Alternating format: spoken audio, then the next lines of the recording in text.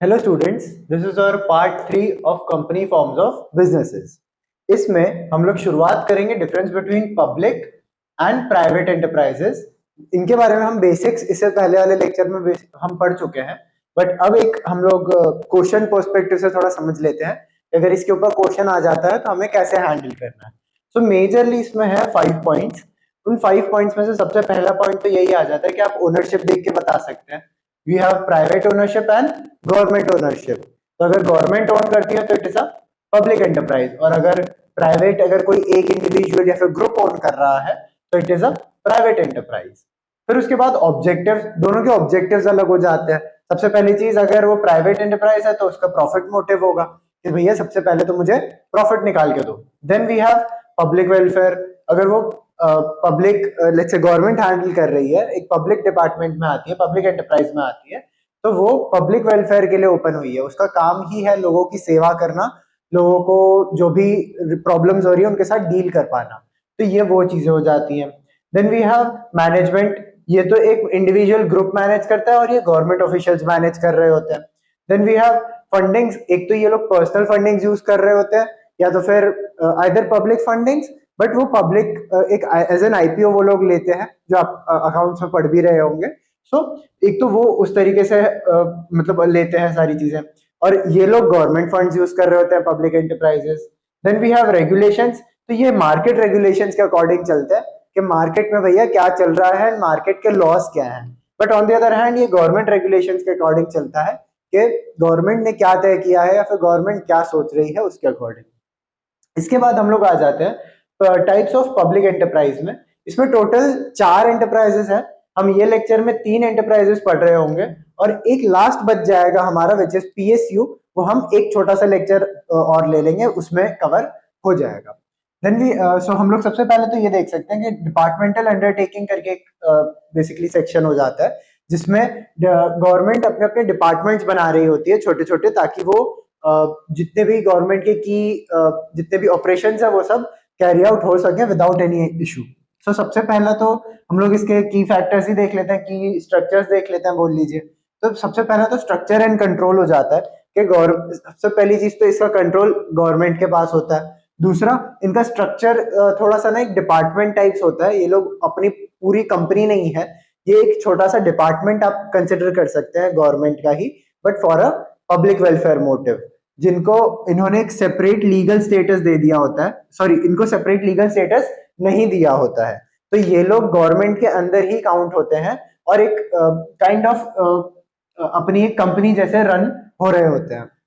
इनकी फाइनेंसिंग भी गवर्नमेंट ही करती है। जो भी स्टेट गवर्नमेंट होती है, या फिर मोस्टली स्टेट गवर्नमेंट के अंडर ही आते हैं सारे के सारे, तो इनको स्टेट गवर्नमेंट या फिर जो नेशनल यूनियन गवर्नमेंट होती है उनसे फंड्स मिलते हैं। Then they have accountability. इनकी पूरी की पूरी अकाउंटेबिलिटी होती है इनके स्टेट को लेके, या फिर इनके जो भी हेड गवर्नमेंट है उनको लेके। Then they have objectives. इनका ऑब्जेक्टिव वेरी सिंपल, इनका ऑब्जेक्टिव होता ही है कि पब्लिक मतलब प्रॉफिट के लिए बने हैं ये लोग। पब्लिक को जितना हो सके उतना ज्यादा वेलफेयर होना चाहिए। सो बेसिकली आप इसमें आप कोई भी पार्ट ले लीजिए अदर पब्लिक एंटरप्राइज में, तो जहां पर भी आपको ऑब्जेक्टिव दिख जाएगा ना, तो पब्लिक एंटरप्राइज का हमेशा एक ही ऑब्जेक्टिव होता है, that is to public welfare, और कोई इनका ऑब्जेक्टिव होता ही नहीं है। They are not here for profit. So हमें जहां पे भी ऑब्जेक्टिव दिख जाए, आप कहीं पे भी ऑब्जेक्टिव ऐड कर सकते हैं आंसर्स में, एंड ऑब्जेक्टिव के बाद आप डायरेक्ट एक ही चीज लिखेंगे विच इज पब्लिक वेलफेयर।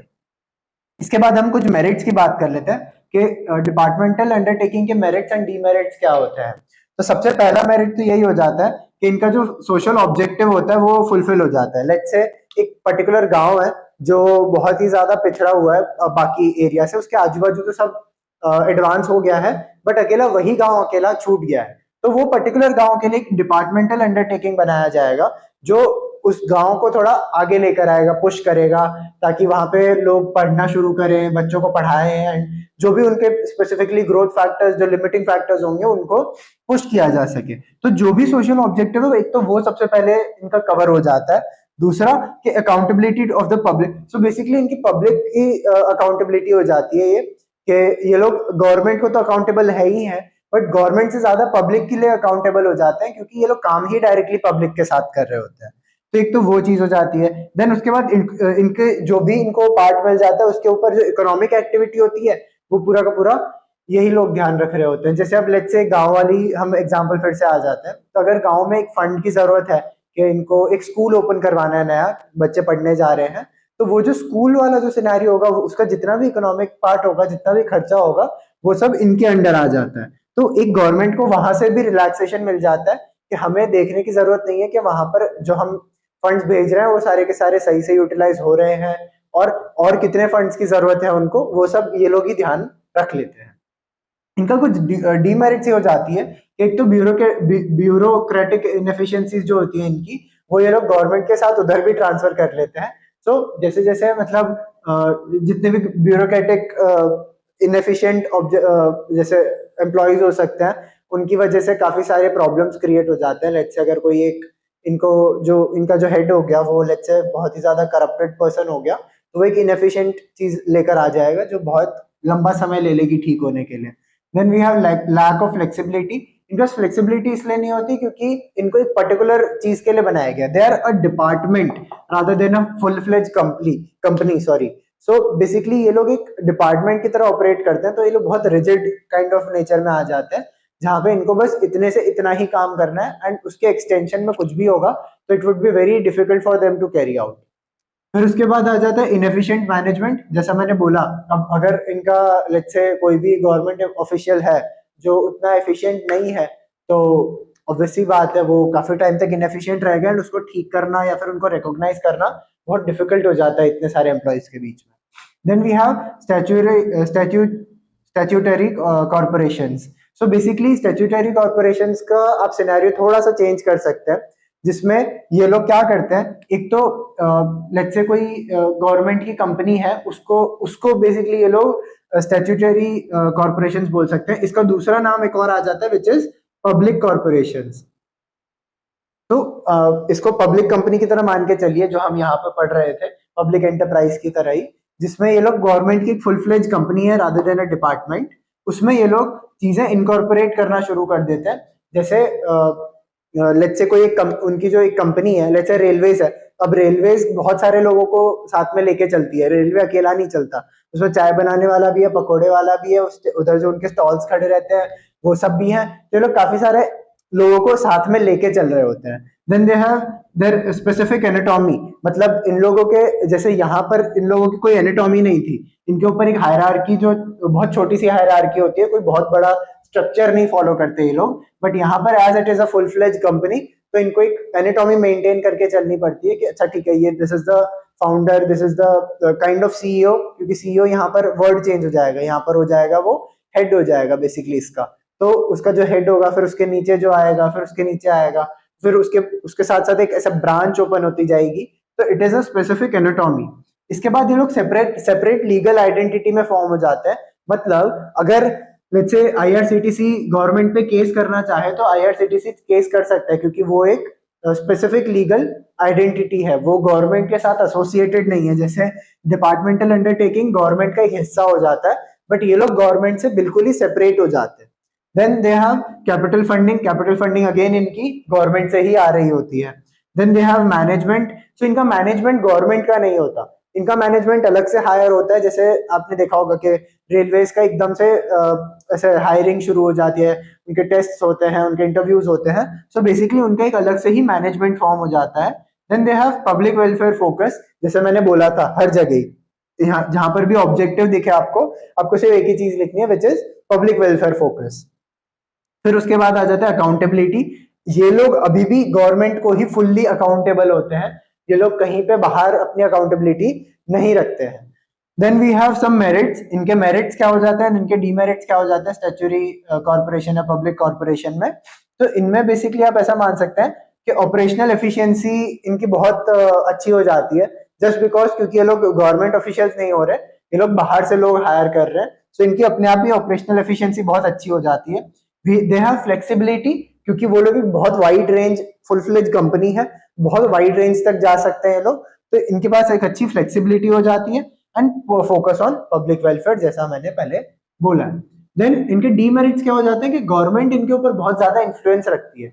कोई और लेट्स से प्राइवेट कंपनी होती है इनकी जगह पे, तो उसका गवर्नमेंट पे सिर्फ इतना ही होता है कि आपने जो लॉ बनाया हम वो फॉलो कर रहे हैं, इतना ही रिलेशन होता है मैक्सिमम इतना ही रिलेशन होता है, फिर छोटी छोटी चीजें और भी होती हैं, बट मेजोरिटी बस यही है। बट उसके अलावा इन लोगों का क्या सिनेरियो हो जाता है कि ये लोग बहुत ज्यादा क्लोजली काम कर रहे होते हैं गवर्नमेंट के साथ। तो गवर्नमेंट ने मतलब बेसिकली फंड ही गवर्नमेंट कर रही है, तो सारा का सारा कंट्रोल गवर्नमेंट का ही हो जाता है। देन उसके बाद आ जाते हैं अकाउंटेबिलिटी चैलेंजेस। जैसे मैंने बोला कि ये लोग गवर्नमेंट के लिए अकाउंटेबल तो है, बट ये लोग अपनी सेपरेट लीगल आइडेंटिटी मान के चलते हैं।